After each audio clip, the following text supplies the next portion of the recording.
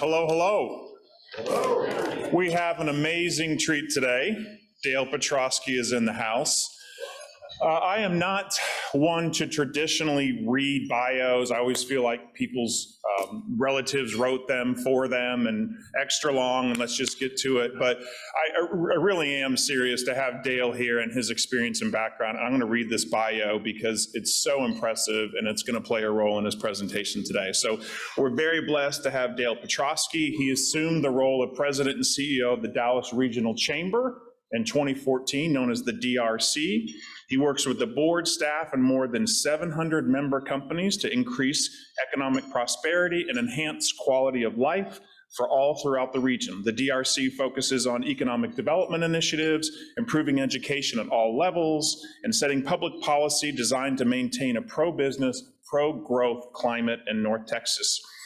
Mr. Petrosky brings to the DRC a strong background in public policy, strategic communications, nonprofit management, having held leadership positions in all three sectors, public, private, and nonprofit, for more than 35 years. Dale graduated from Michigan State University, as his wife did. He worked in 18 years in Washington, D.C., where he served as Chief of Staff to Congressman Bill Goodling from Pennsylvania. He was also the Assistant White House Press Secretary to President Ronald Reagan and Assistant Secretary for Public Affairs at the U.S. Department of Transportation under then Secretary Elizabeth Dole.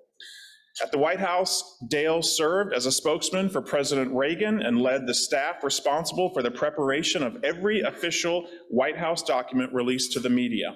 In addition, he traveled extensively and accompanied the president to his historic first meeting with Soviet General Secretary Mikhail Gorbachev in Geneva, Switzerland in November 1985, and in Reykjavik, Iceland in October 1986. He also accompanied the President and Mrs. Reagan to Camp David on 10 different weekends. How many people do you know did that?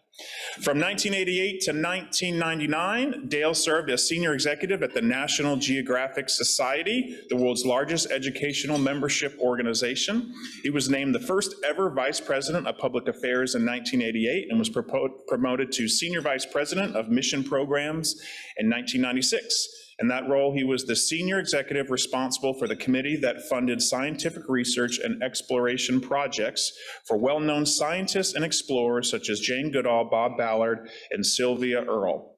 He also oversaw a 50-state geography education program, which still includes the National Geography Bee, which is actually happening, I believe, next weekend, because we have a friend here in Fort Worth that's going to participate. The Bee was hosted by, for a number of years, Alex Trebek. From 1999 to 2008, Dale was the president of the National Baseball Hall of Fame and Museum in Cooperstown, New York, where he was the primary link to all living Hall of Famers and their families and led the day-to-day operations of one of the nation's best-known and respected museums, a premier symbol of American achievement. While there, he was instrumental in launching the museum's first ever national traveling exhibition, Baseball as America, which was seen by more than 2 million visitors in 15 respected museums throughout the U.S., including the Dallas Museum of Nature and Science at Fair Park.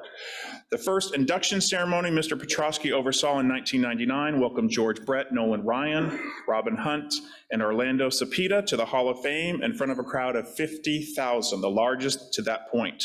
The number was eclipsed in 2007, the final induction of Dale's tenure, when Cal Ripken Jr. and Tony Gwynn drew more than 75,000. Membership grew from 4,000 to 32,000 during his tenure, and he also helped create the Hall of Fame's Development Office, which now provides an important source of revenue. One of Dale's greatest sources of satisfaction and pride was working closely with the board to initiate and implement a one-time only 5-year study and process considering and electing Negro League players, managers, and executives. That process resulted in the election of 17 Negro Leaguers in 2006, nearly doubling the number in the Hall of Fame. Y'all see where I'm reading this. It's just extraordinary. So enough of me. Dale and his wife, beautiful wife, Ann, Michigan State, they have 3 children. Kathleen, SMU, working in Dallas, who has a connection, I think, that we'll talk about regarding Rotary. Frank, who went to Tufts and lives in London now. And then Claire, College of Charleston, living and working in South Carolina. So an amazing leader, an amazing background, but more importantly, the most humble, nicest, easygoing guy who's representing DFW. So he's going to come here today, talk about what's going on with the Dallas Regional Chamber and DFW. But I said, please dive into some of these other stories from your background and what you've learned. So he's going to do that as well. So a real treat. Thank you so much. Dale Petrosky, come on.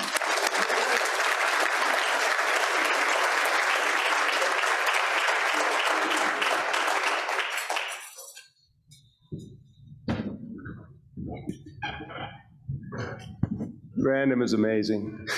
He is the most wonderful guy. Everybody loves Brandon. When we're at a meeting of the Metro 8, that's the 8 largest chambers in Texas, and the CEOs are sitting around the table.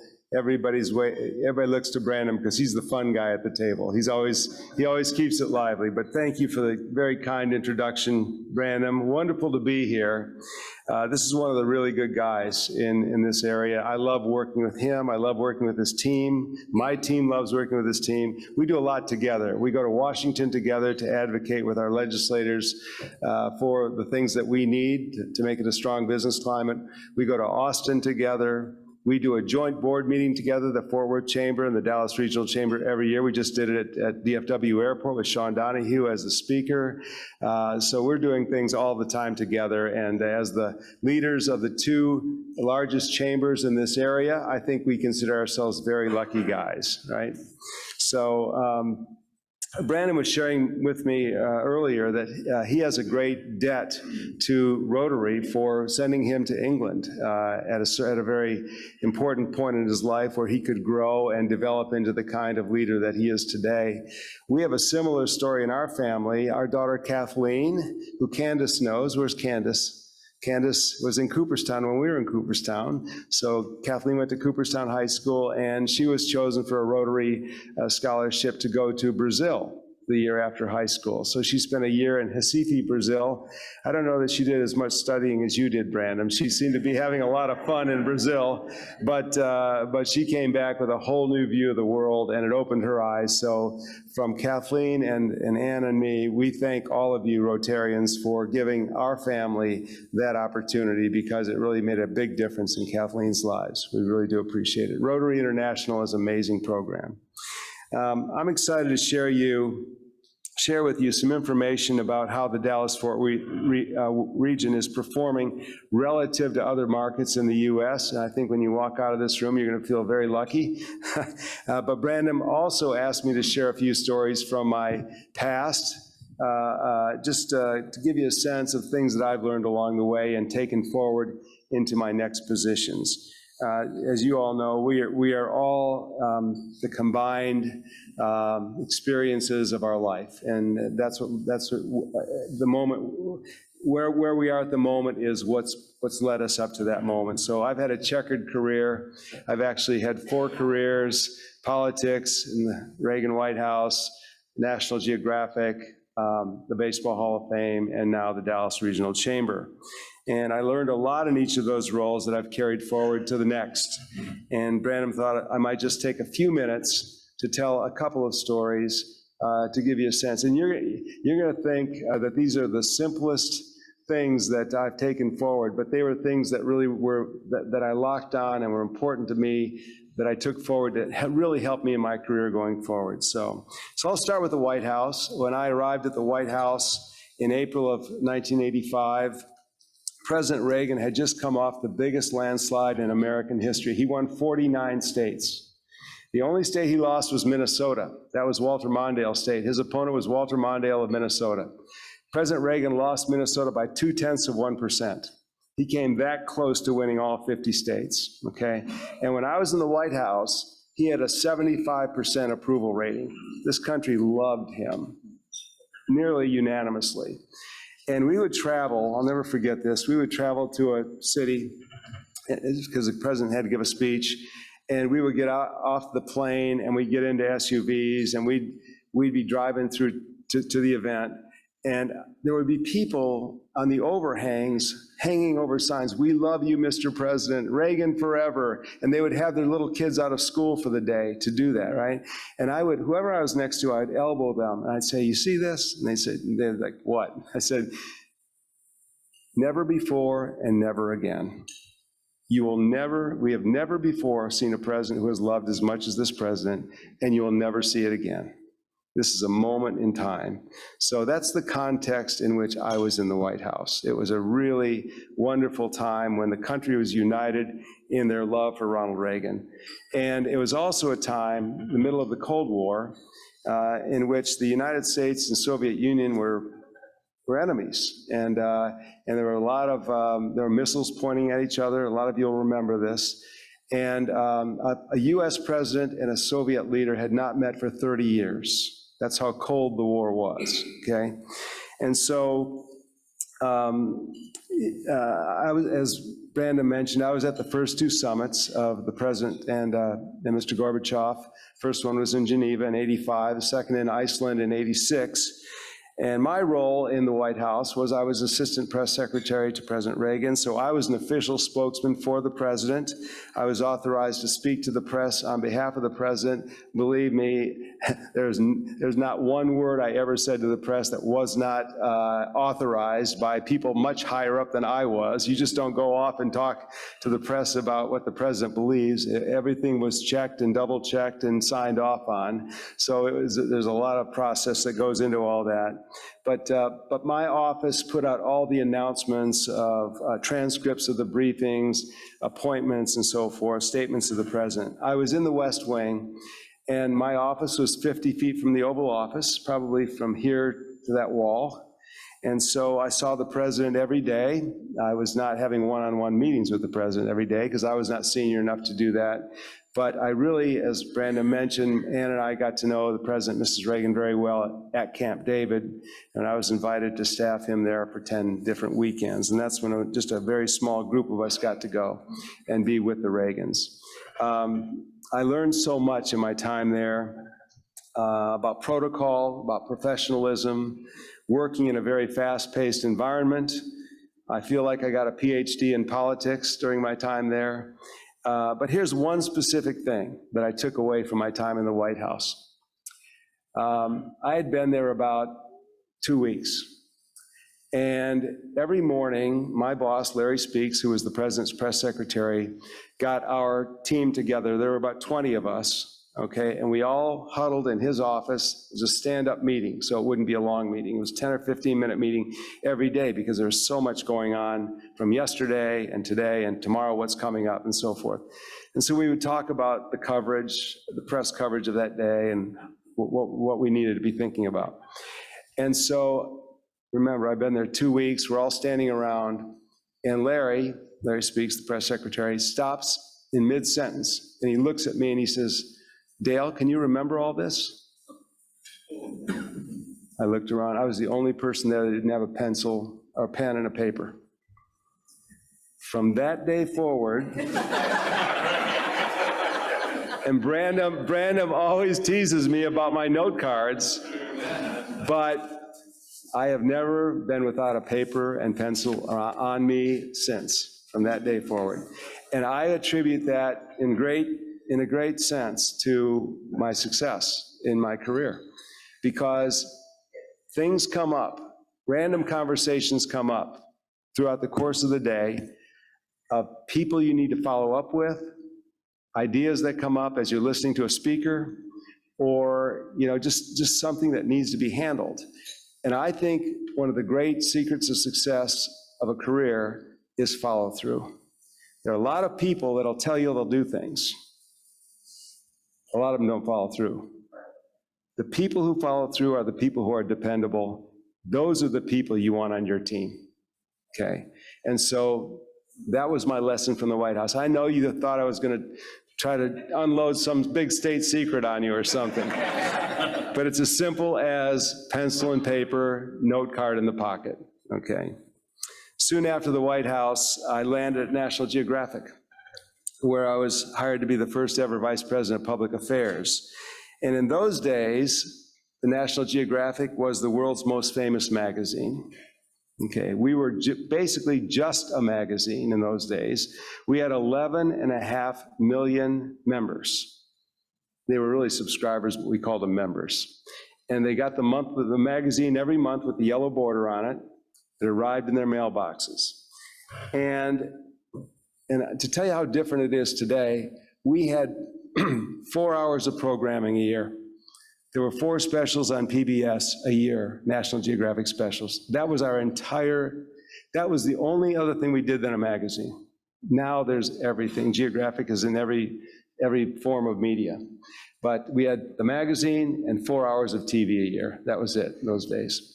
And when I arrived, it had been around for 100 years. And it was always led by the family of Alexander Graham Bell. Alexander Graham Bell was, his father-in-law was the founder of National Geographic. When he died, Alexander Graham Bell took it over, and then soon after gave it to his son-in-law, Gilbert Hovey Grosvenor, in 1901, because Alexander Graham Bell was a pretty busy guy. And so Gilbert Hovey Grosvenor was 23 years old, had just graduated from Amherst. He was a school teacher, and he agreed to take it from his father-in-law. And for the next 55 years, he took that little publication of 1,000 people, basically, to 2 million. His son took it from 2 million to 6 million.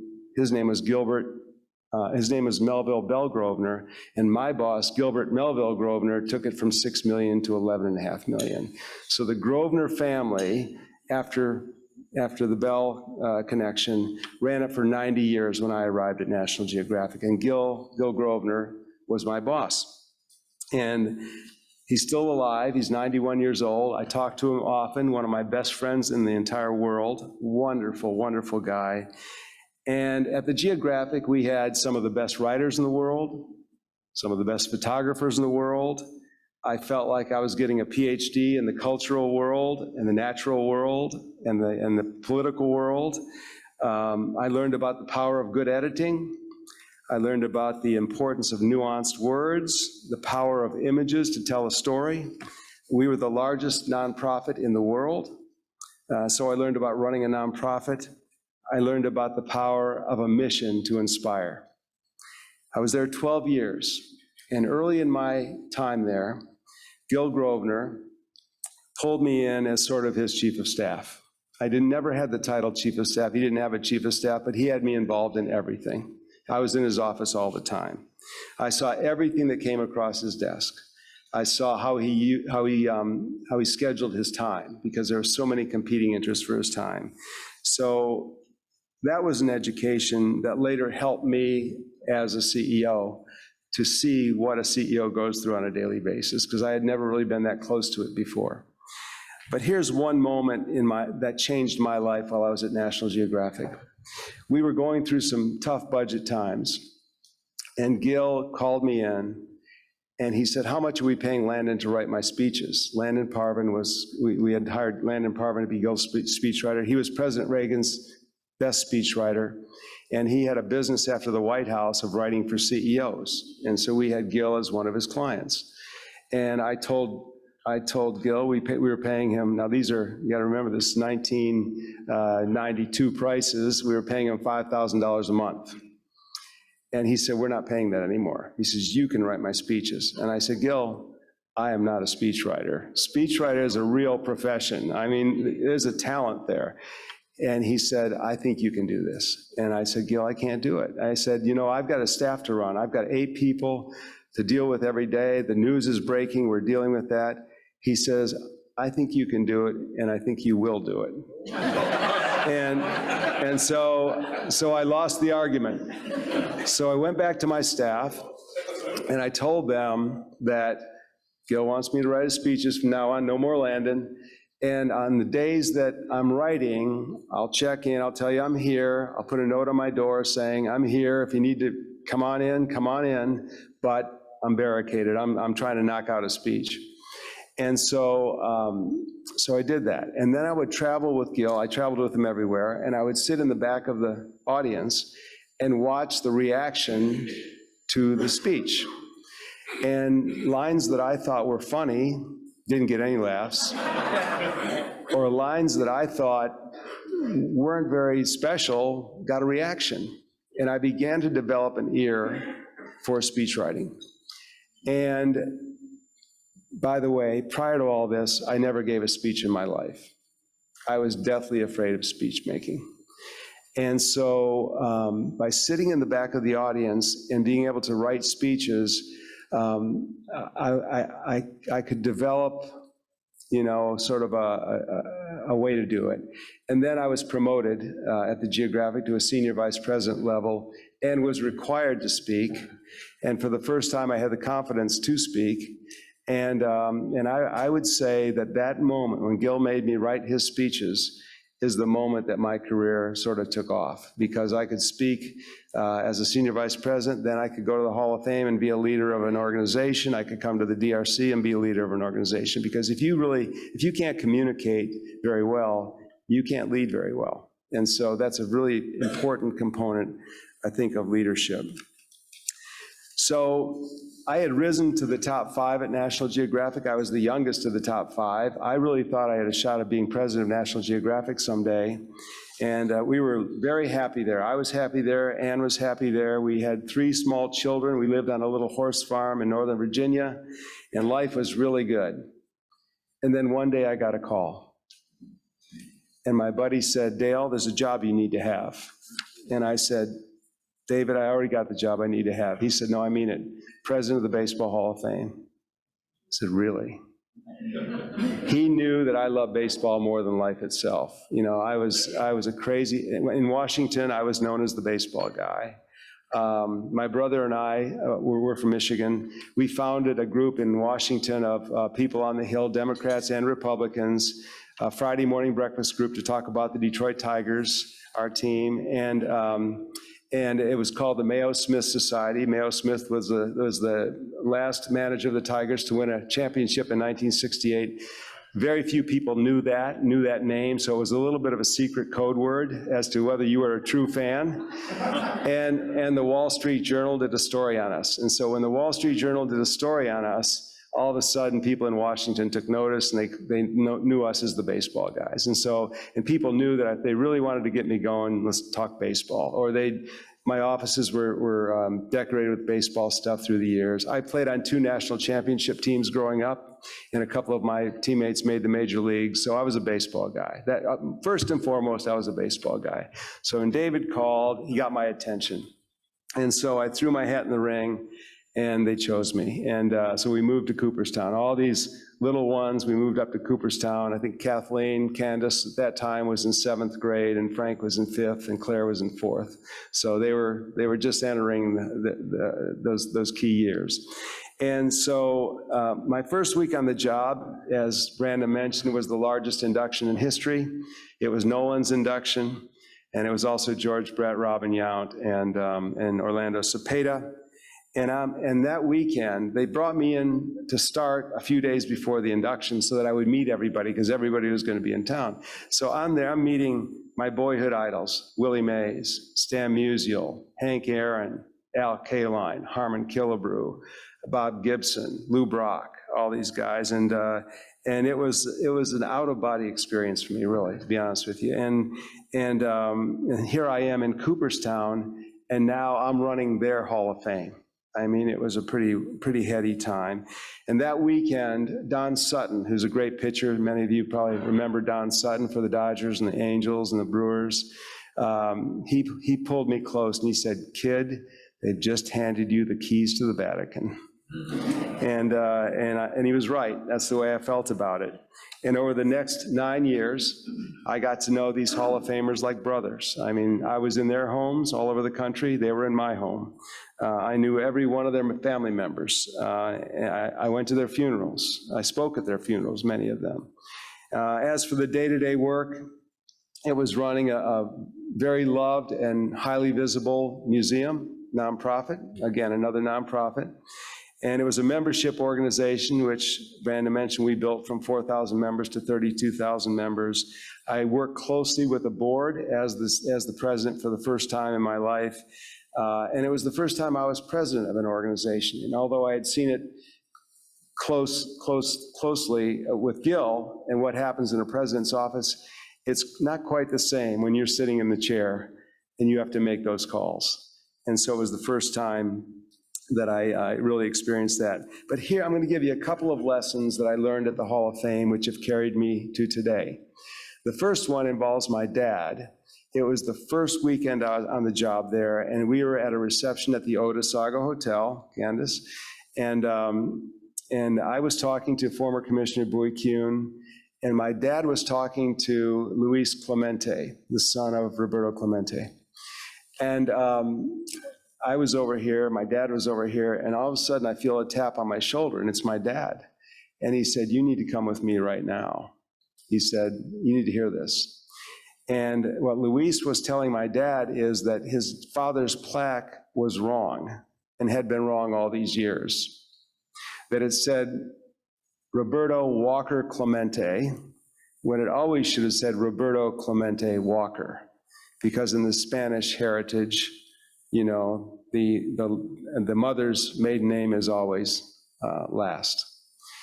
And so I took a note, put it in my pocket, and on Monday morning, I had my first meeting with my new staff, and I said, "Is Clemente's plaque wrong?" And they said, "Yes." I said, "Why?" And they said, "Well, back in the day, you know, back in the 70s when we hung the plaque, we didn't really understand the culture." I said, "Well, huh?" And they said, and it's expensive to change. I said, go find out how expensive it is to change, and I'd come back to me this afternoon. So they came back and told me it was $4,000 to change it. I said, "Done." That is an easy call. We're doing this. And so we immediately changed the plaque, but we did not hang it in Cooperstown. And first of all, I called the Clemente family that day, Monday, the day I'd just been with them. I said, "We're changing it." They said, "Let's have celebrations in Puerto Rico." So we went down there. We had 4 different celebrations around the island. Mariachi bands playing, lots of fun, lots of festivities.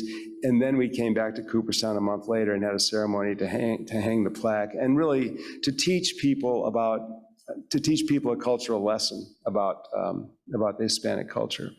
And it turned out to be a great thing. And the Clementes always credited my father for that change, because he's the first one in all those years who took time to listen to them and to make it happen. But I think that was a great lesson for me. The second lesson I learned, again, this is a little bit like the pencil and paper lesson, but it's a valuable lesson. I had been there about 2 weeks, and I get this, and this is before emails. So early emails, I should say. And I get this letter in my inbox, written, from a lady who lived about 2 blocks over, and it was not a very nice letter. And she was angry that our air conditioning unit was keeping her up at night because it was whirring through the night. So I asked my assistant to get her phone number. And I called her right then. I said, "Mrs. Jones, I see your letter. I'd love to come over and talk with you about that. Can we set up a time?" "Yep, sure." So we set a time for the next week. And I brought my facilities guy with me, Evan Chase. And we went over to Mrs. Jones' house. She had invited all the neighbors in. And she had fresh baked banana bread and coffee and tea, and it was just like a wonderful little moment. And we talked a little bit, and I got to know some of the new neighbors and so forth. And then I said, "Well, why don't we walk out and see what's going on here?" So we walked out and we looked at it for a minute, and I said, "Evan, we can fix this, can't we?" He says, "Oh yeah." And so I said, we'll have that fixed by Saturday, Mrs. Jones. And we did. And all of a sudden, Mrs. Jones, who did not like me very much when I arrived because she thought, she'll never hear from me on this. She became my biggest fan, and she was spreading the word all through Cooperstown that this is a different kind of president. So, but I think the lesson there really is, and we deal with it every day. When things come up, you deal with it, and you try to make the best of every situation. You try to do the best for everyone. And I think when you do that, you build a lot of trust, and that goes a long way with a lot of people. So just a few lessons from the past that I carried forward. They seem pretty mundane, but I think they're important as you carry forward. So as I think back on all those experiences, and I try to put it into a bucket, what they all were leading up to this, I would say this: I learned high standards from all those organizations. The White House has very high standards. National Geographic has very high standards. We had very high standards at the Hall of Fame.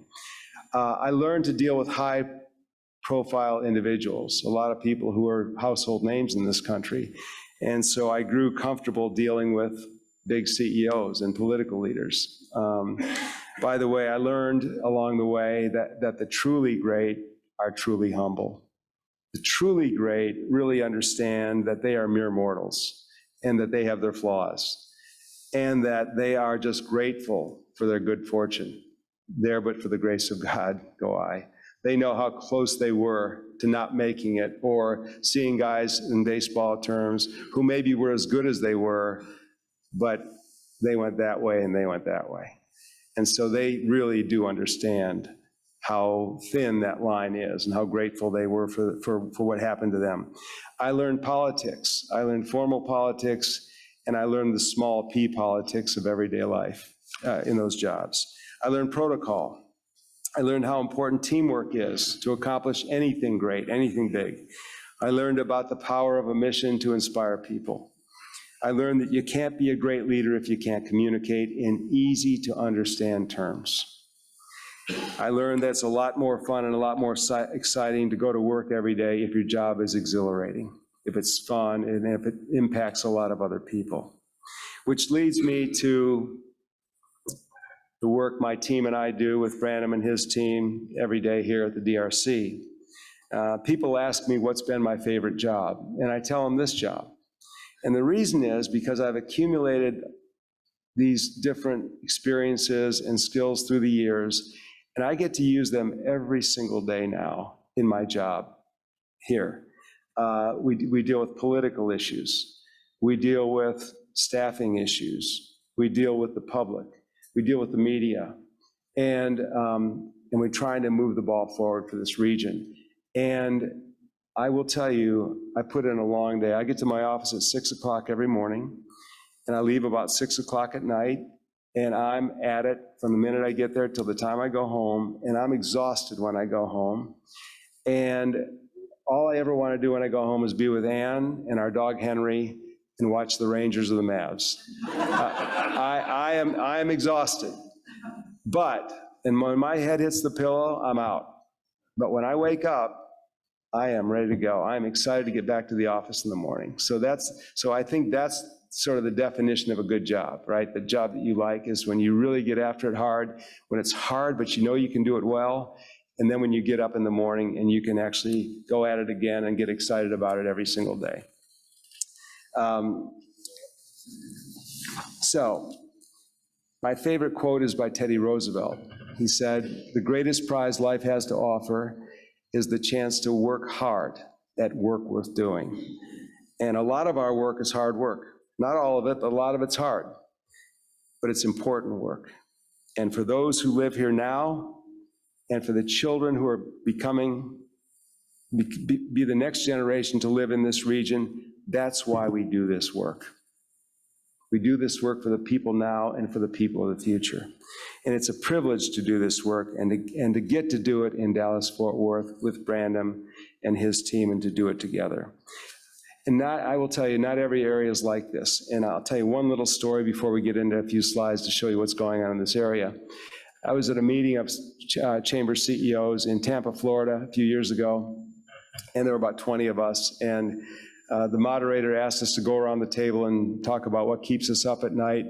And about the first 4 people at the table said, we're just trying to keep companies from leaving. And slow me, a little light bulb went on. I thought, I have not spent one moment of my life at the chamber worrying about a company leaving this region. They're all coming here, right? And so most chamber presidents are not like Brandon and me. They're worried about trying to save companies from going. We're just dealing with companies that are coming here. And so that's a great privilege and a great distinction for us. So let's take a look at what's going on in this region. Okay, first of all, together we're the 4th largest market in the United States with 7.7 million people, only 3 ahead of us, New York, Los Angeles, and Chicago. We used to say that we were going to overtake Chicago in 2040. It now looks like we're going to overtake Chicago in 2030. Okay, so about another 8 years, we're going to be number 3 market in the country.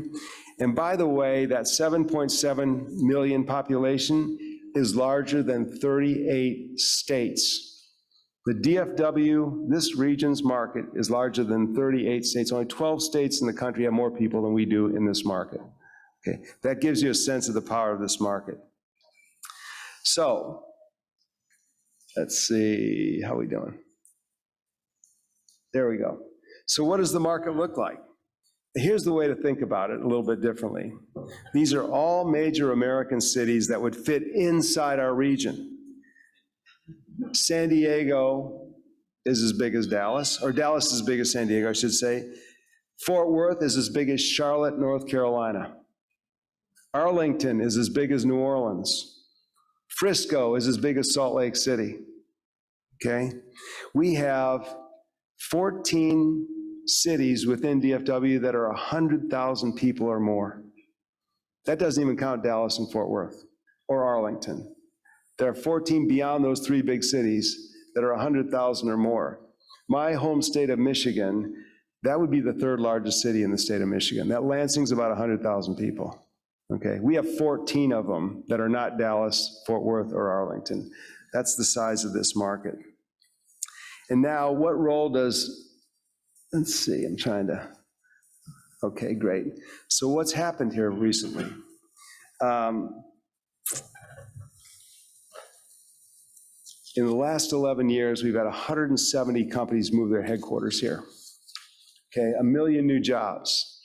Those are crazy numbers. There's no market in the country that's even close to those numbers. It's hard to move a company cross-country to another city. First of all, you got to figure out where you're going to go, and then you got to make it happen. Then the people have to come here, or you got to recruit talent to do it. It's not easy. But this market is so attractive that 170 companies have done that in the last 11 years. Again, not even close. Number 2 is not even close. Okay. We'll go to the next. Thank you. And we know that gain, hold on a second, let's see what slide we got here. Okay, here's a good slide. This is the one which shows that since the pandemic, DFW, Phoenix, and Atlanta are the only ones who have job increases. All those below there, starting with Houston, have lost people. But we are obviously number 1 in the country in terms of strength after the pandemic. So that really helps us here. And here's what, I don't know, my thing's working. Okay, so here's what Ray Perriman says. I'm sure you all know who Ray Perriman is, the very respected Texas economist. He says that in the next 5 years, our population growth will be 615,000 more people, 439,000 more new jobs, and $96 billion of additional regional economic input.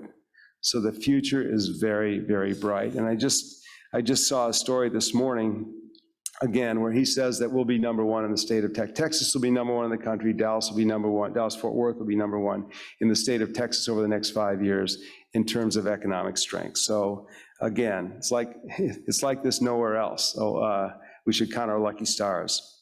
Okay, now let's go on to the next one. These are just some of the companies that have moved to Dallas and Fort Worth over the last 11 years. These are headquarters moves. And then let's go to the next one. And these are 6 Fortune 500s that have moved to this area in the last 6 years.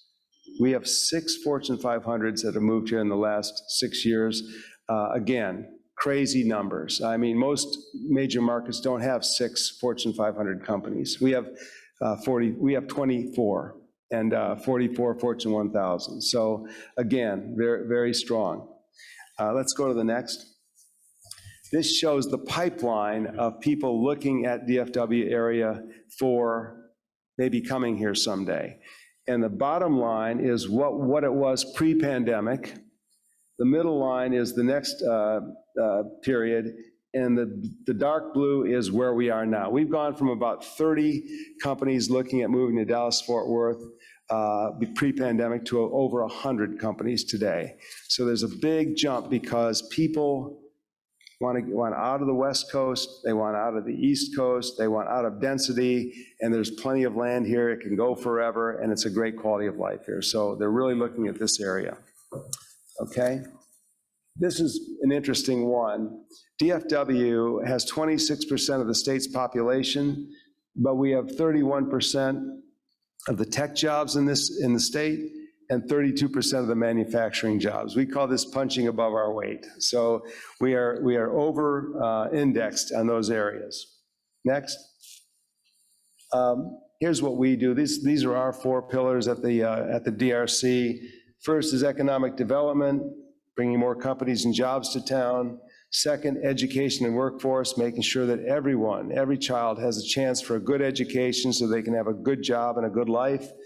Next is public policy, making sure we have strong pro-business, pro-growth policies, and we have a welcoming business climate.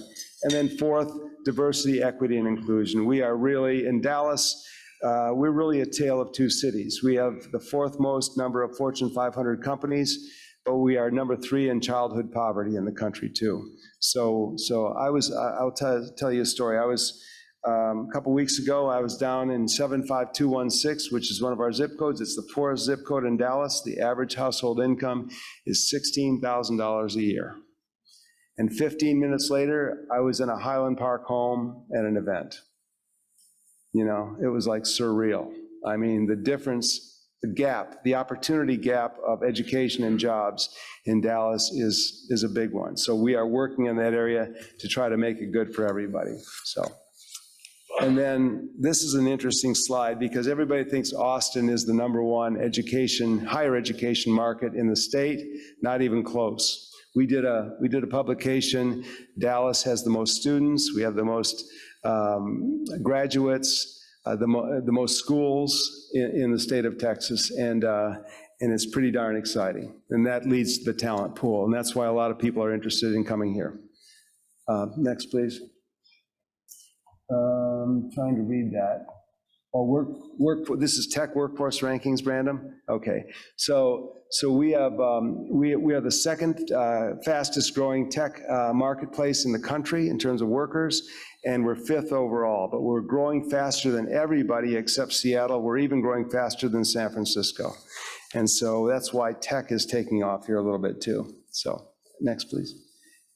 And this is a challenge for us, you know, in our schools, especially in the Dallas area. 60% of our 3rd graders can't read at grade level, okay? And science is just as bad. I mean, 60% of our 8th graders can't do science at grade level, and that's what we work on every single day to make sure that all those kids have a chance for a good education, a good job, and a good life. And so we spend a lot of time in that area too. So. Again, I talked to you about number 4 in Fortune 500 companies, number 3 in childhood poverty. And we work on a program called Dallas Thrives because only 1 in 4 young Dallas area, Dallas County adults earns a living wage, $50,000 a year, 1 in 4. And so we're really trying to get people into tech jobs, which are higher paying, and healthcare jobs, which is where it goes. And so that's what this shows here. Okay, let's go to the next, please. Okay, I guess that's it. So anybody have any questions about any of that? Do we have time for questions, Brandon? We have no, okay, questions afterwards. Thank you for the opportunity. I'm sorry I was a little long-winded.